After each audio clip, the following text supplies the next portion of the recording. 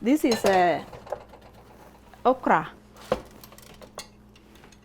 That's okra with some vegetable and spices and beef. The aroma of garlic, cumin, and other spices fills every corner of this house as Abeng Kucha Tir cooks her favorite Sudanese dishes for friends and family. Yeah, I need to leave some food for the boys, at least for a few days, so they will not miss me a lot, because I'm traveling. Tomorrow, Abeng leaves for a trip to Australia, where she will see her baby sister for the first time in 23 years. She's making sure the house is well stocked with her son's favorite dishes while she's gone. But this is no vacation for this Sudanese refugee who has been in the U.S. since 1994 and in Lincoln for the last 10 years. The real purpose of the trip is to share her story of survival during the Sudanese Civil War that began in the 80s. She spent 11 years fleeing the violence with her kids in tow, losing her husband, brother, and a daughter, among so many others along the way. This is my husband, a picture of my husband. I did not have his picture until I came to US here. It was nice for the kids because they didn't know their father, how he looked like. They were very young. When I imagine where we came from, just running from under the tree to under the tree, from refugees camp to a refugees camp, from starvation to starvation, from death to death. This is all you see all the time, hearing sounds of big gun machine all the time. That was the life within these 11 years. And you don't know when you will get out of it or when you will die. Sometimes I tell myself, why am I still alive? Why are we still alive? It's a miracle.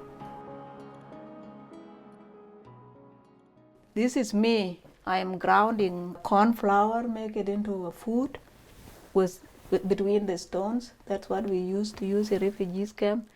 She's proud of her heritage, her homeland, and her family. And this is our family picture that was taken in 2006 in Minnesota and Rochester. So this is Atong, my daughter, the lawyer, my lawyer. Yeah. She even self-published a book as a promise to her son with a message for others. Everything that happened to me, I decided not to look at what happened, but to look for what will happen, hoping that things will change. So it's a message of hope. Good afternoon, class. Good afternoon. How are you? I'm speaking to my Sudanese community, especially the women. Women are so behind in Sudan. Who would even give a woman a chance to speak in front of people? No, there is no that kind of chances. But here, I can stand in front of people now and speak. But I'm extremely proud of my mom and my sister and my brother, you know. It's amazing, it's inspiring.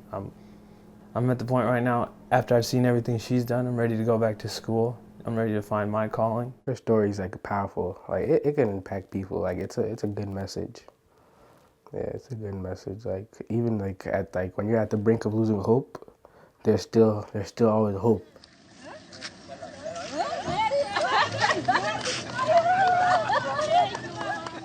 Part of the proceeds of the book help fund donations to the widows and orphans of South Sudan.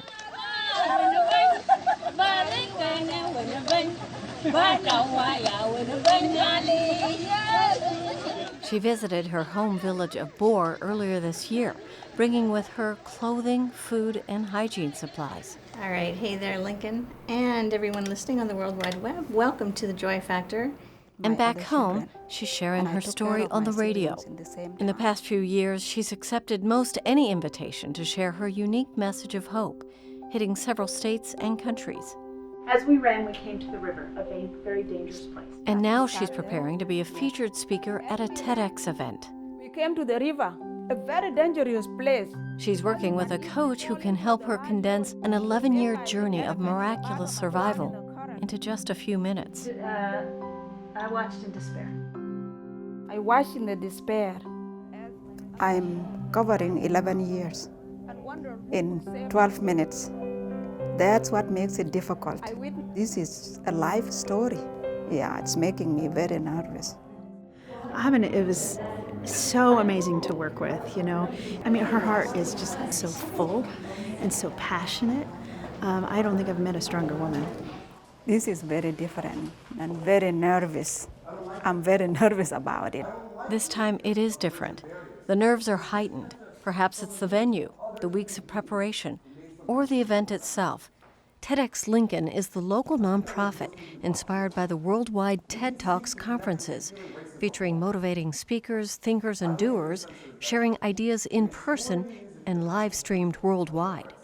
I'm nervous and at the same time I'm excited too, because in my heart I like to share it so people would know what other people have gone through and how it can help to give them hope.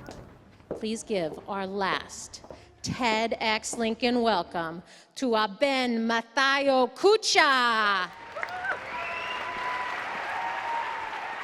Thousands of people were calling for their loved ones. Panic was everywhere, and it continued throughout the night. I finally found my children. We would be moving together as family. I had hope.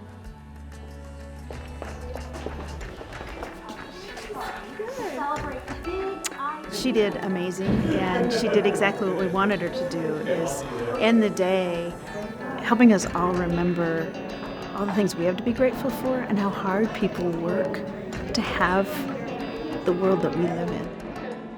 Beautiful. Thank you. Each time she tells the story, it can be empowering, but also deeply emotional. Phenomenal story. Thank you. Thank you for sharing it. You're a strong woman. Thank you. That never go away, and it will never go away. That's how I feel about it. It's something I've been through. There's a loss in there. There's a faith in it. There is many things involved in it that will bring tears to me and to everybody who heard about it. But it's still a story of hope, because we are still here and my children are happy.